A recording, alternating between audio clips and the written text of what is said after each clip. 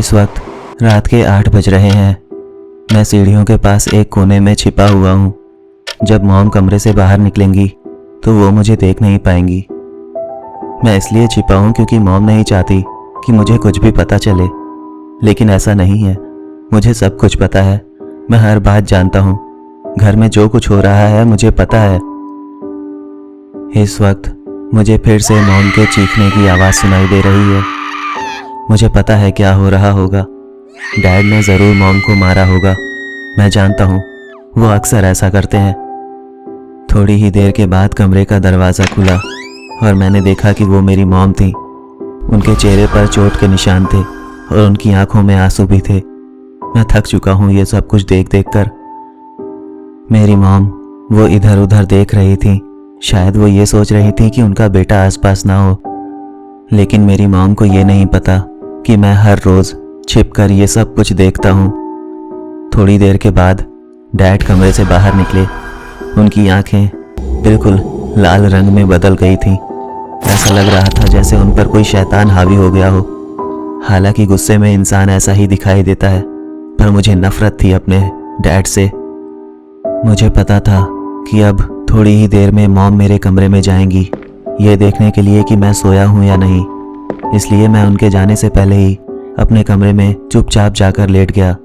मैंने अपनी आंखें बंद कर ली। कुछ देर के बाद मेरे कमरे का दरवाज़ा खुला।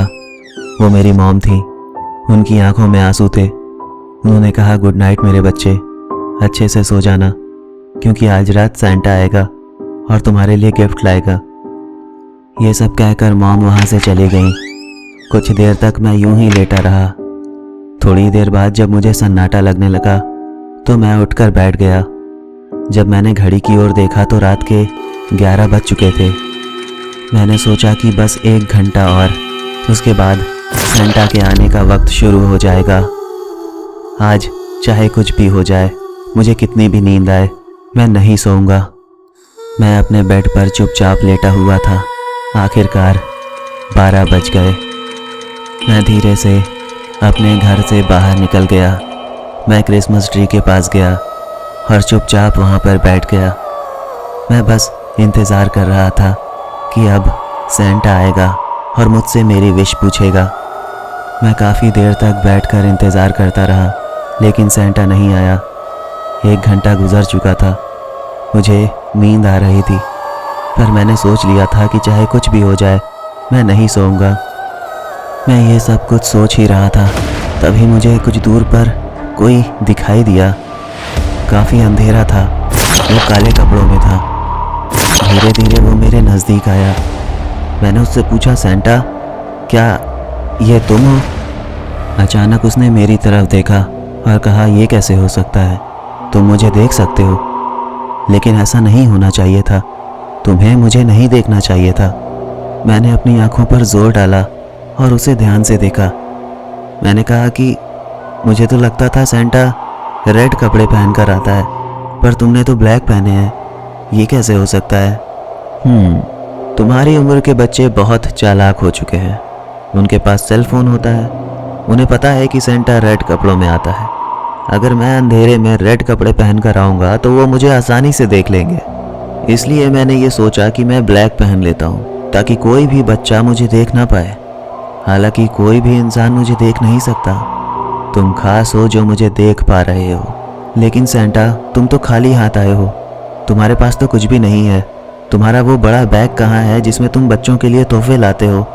दरअसल तुमसे पहले मैं बहुत सारे बच्चों से मिलकर आ रहा हूँ। उन्होंने जो कुछ मांगा मैंने उन्हें दे दिया, और अब मेरे पास कुछ भी नहीं है। सैंटा, तो क्या तुम मुझे कुछ नहीं दोगे? तुम मुझसे मेरी विश नहीं पूछोगे? ऐसी बात नहीं है। बताओ तुम्हारी विश क्या है? ज़रूर तुम्हें एक सेलफ़ोन चाहिए होगा। यही चाहिए ना? ऐसी बात नहीं है। मुझे सेलफ़ोन नहीं चाहिए। मैं चाहता हूँ कि इस क्रिसमस के बाद मेरी मॉम बिल्कुल सेफ़ रहें। मेरे डैड, वो मेरी मॉम को मारते हैं, उन्हें चोट पहुँचाते हैं, उन्हें तकलीफ़ पहुँचाते हैं। मैं चाहता हूँ वो यहाँ से चले जाएं, कहीं दूर, बहुत दूर, ताकि मेरी माँ वो खुश रह सके और मैं भी खुश रह सकूँ। तुम बाकी बच्चों से बिल्कुल अलग हो। तुम्हें पता है ना कि तुम क्या बोल रहे हो और तुम्हारी विश क्या है? तुम्हें पूरा यकीन है कि तुम यही चाहते हो, क्योंकि जो भी मांग रहे हो सोच समझ कर मांगना बच्चे। मैं जो कुछ बोल रहा हूँ सोच समझ कर बोल रहा हूँ। मैंने पूरी रात तुम्हारा इंतज़ार किया सिर्फ यही बताने के लिए। मैं यही चाहता हूँ, यही मेरी विश है। सेंटा के चेहरे पर मुस्कुराहट थी। मैं क्रिसमस ट्री के पास खड़ा हुआ था और मैंने देखा कि सेंटा वो मेरे घर के नज़दीक बढ़ रहा था। अजीब बात है, इस बच्चे ने मुझे सेंटा समझ लिया, पर मैं मौत का फरिश्ता हूँ। मैं तो यहाँ इसकी माँ के लिए आया था, लेकिन कोई बात नहीं है, मुझे बस एक रूह चाहिए थी। तो अब मुझे इसके बाप की रूह से ही काम चलाना पड़ेगा। आखिरकार इस नन्हे बच्चे की विश यही थी कि उसकी माँ हमेशा सेफ रहे, तो अब उसकी माँ हमेशा सेफ रहेगी।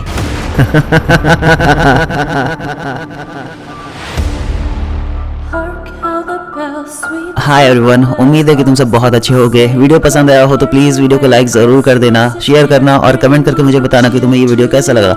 और हाँ, मुझे इंस्टाग्राम पर फॉलो ज़रूर करो, क्योंकि वहीं पर तुम्हें पता चलेगा कि मैं किस वीडियो पे काम कर रहा हूँ, मैं क्या चेंज कर रहा हूँ, क्या नया बना रहा हूँ और भी बहुत कुछ। और जो कुछ तुम्हें पूछना हो वो तुम इंस्टा पे पूछ सकते हो, मैं वहाँ पे एक्टिव रहता हूँ अब। तो बस इतना ही था फिलहाल के लिए। अब मुलाकात होगी अगले वीडियो में, तब तक के लिए बाय।